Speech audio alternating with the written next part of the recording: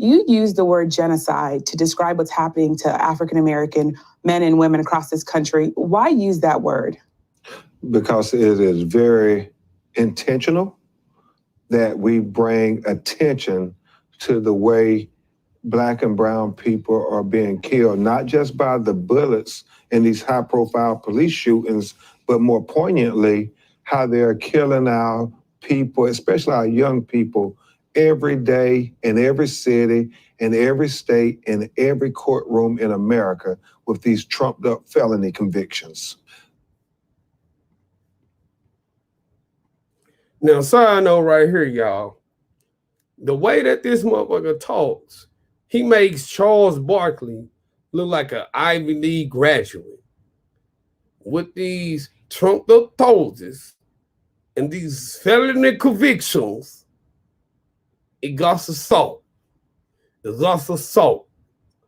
Do y'all want this nigga representing y'all family?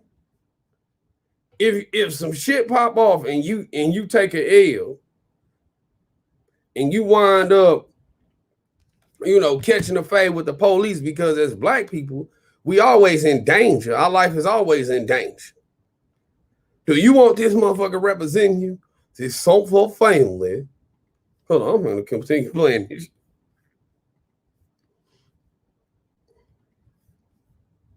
In many ways, what I endeavor to do with this book, Open Season, is hold a mirror up to America's face so they would have to acknowledge the hypocrisies, that they would acknowledge that racism and discrimination is part of the governance of all the institutions that exist in America. You came into prominence when you represented the family of Trayvon Martin. That's when I met you as a reporter. You write in this book that when you were first speaking to the father of Trayvon Martin, you said he wasn't going to need you. You thought that George Zimmerman would be immediately arrested, but he wasn't. Explain what happened there. Because as an officer of the court, that's what all attorneys and judges are. We have to believe in the system that it will treat each citizen equally. And, Yamisha, you knew about when Trayvon happened, because you covered it so diligently, that they never intended on arresting the self-confessed killer of an unarmed teenager who had the proverbial smoking gun in his hand at the time. But when I had that call from his father, I just absolutely believed that you have to arrest him, because in our community, people would get arrested with no evidence at all, on an innuendo or a hunch. Mm-hmm. And think about all these Black men who have been wrongfully convicted. So I just thought they had to arrest him at least. And so I told his father, you don't need me, give it a couple of days. But then a couple of days went by and he called me back and he said, "See, Attorney Crump, I told you they told me they were not going to arrest him because this thing called Stand Your Ground."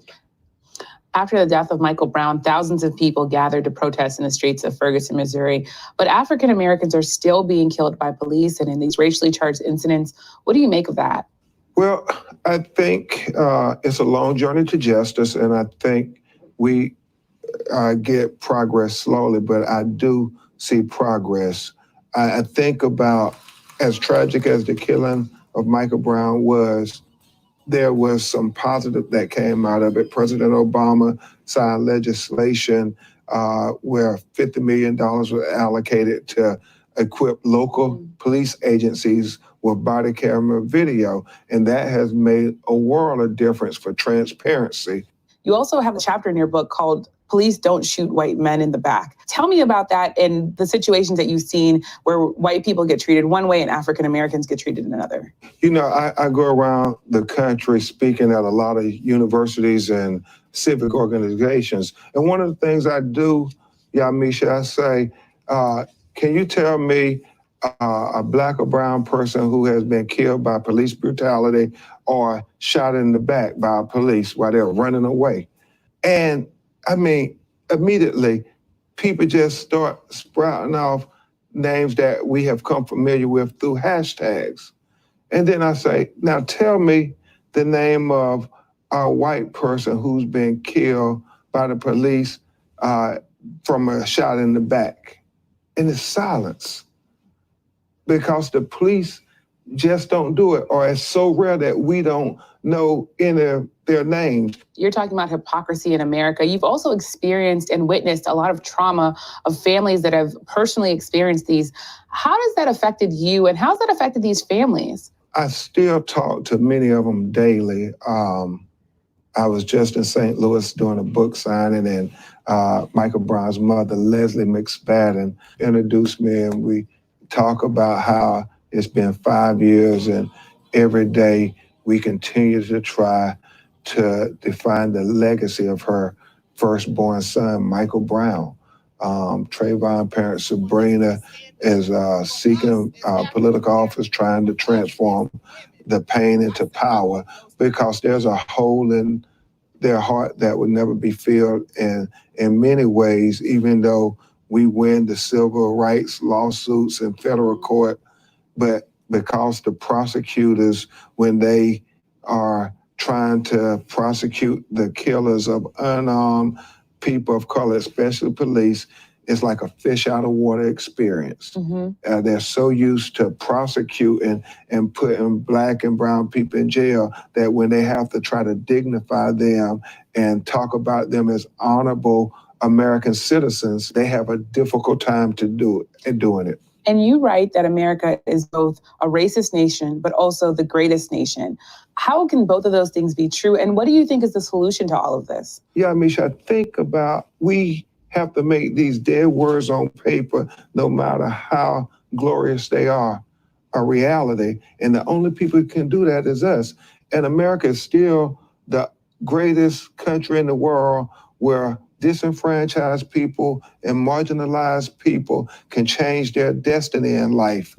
It's just that we have to make everybody have an opportunity to the American dream, not just a few. That means Black and brown people too. Well, the book is Open Season, Legalized Genocide of Colored People. Ben Crump, thanks so much for being here. Thank you for having me. What's y'all thoughts on that? We got to unto the justice of Black innocent people. This dude is a goddamn joke. He is a joke. No criminal charges gets bought on none of these people. None of these people. He has represented Trayvon Martin, Tamir Rice, Mike Brown, the Bolton John family. And all that he do is he'll come back civilly and he'll win a civil lawsuit for wrongful death.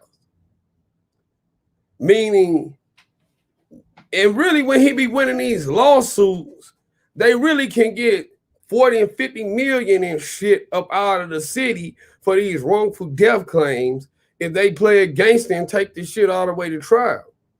What he do is, I'm gonna get the paid. I'm gonna get the paid. I'm gonna get the paid.